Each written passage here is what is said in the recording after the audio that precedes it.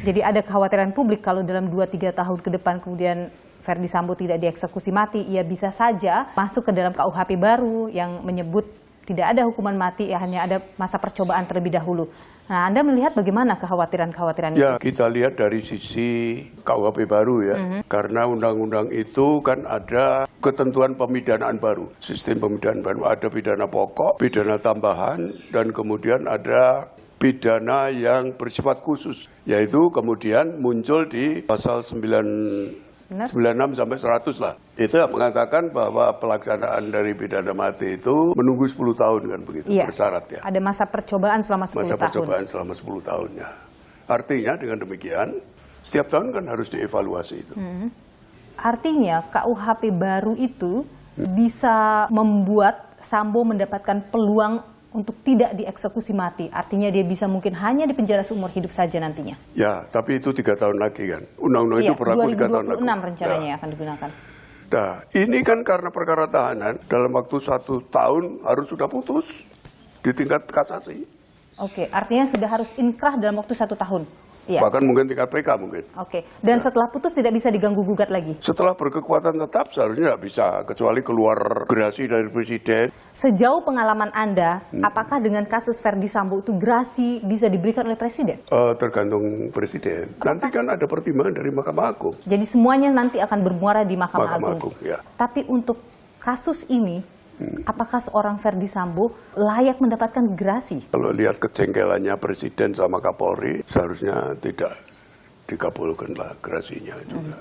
Tapi Pak Joko begini, kasus Verdi Sambo ini kan menjadi catatan besar, menjadi perhatian besar oleh pakar hukum. Ya. Anda termasuk sebagai mantan Hakim Agung. Ya. Apa sih catatan paling besar yang kemudian bisa terus dibawa nanti dalam sistem peradilan Indonesia setelah kasus Verdi Sambo ini? Hakim harus ada keberanian. Suatu ketika mungkin akan terjadi tindak pidana yang dilakukan oleh orang yang luar biasa seperti Sambo. Jadi keberanian hakim ini yang akan menjadi jurisprudensi ya? Jurisprudensi bisa, dan kemudian bisa hakim itu sebenarnya dalam memutus perkara itu diharapkan dia memiliki kaidah-kaidah hukum baru yang nanti akan menjadi panutan dari hakim-hakim berikutnya. Nah, juga ada kaidah baru terutama mengenai JC. Justice Collaborator. Ya, pemidanaan yang menaikkan tuntutan. Itu juga bagus, itu jarang dilakukan oleh hakim. Nah, ini majelis hakimnya berani. Karena dia juga memperhatikan rasa keadilan yang ada di dalam masyarakat. Seperti adanya amicus curiae itu kan ada orang yang berpendapat itu tekanan-tekanan itu kan begitu. Dia kan tidak setuju. Ternyata proses-proses itu dipertimbangkan oleh hakim dalam memberikan vonisnya. Pak Joko, kalau melihat terdakwa lain seperti Putri Chandrawati, Kuat Ma'ruf, Ricky Rizal ini bahkan sempat menolak untuk menembak, tapi ia kemudian dianggap berbelit-belit selama persidangan. Mereka juga akan mengajukan banding terkait dengan kasus ini. Apakah ada peluang bagi mereka juga untuk turun lagi hukumannya? Ya, ada peluang, tapi mungkin kan turunnya sedikit lah.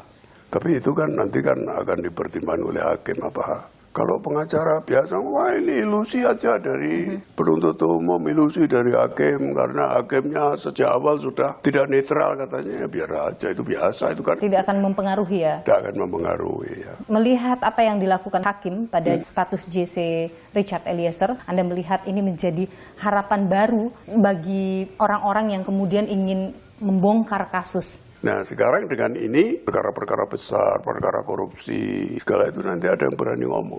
Diharapkan begitu. Ya.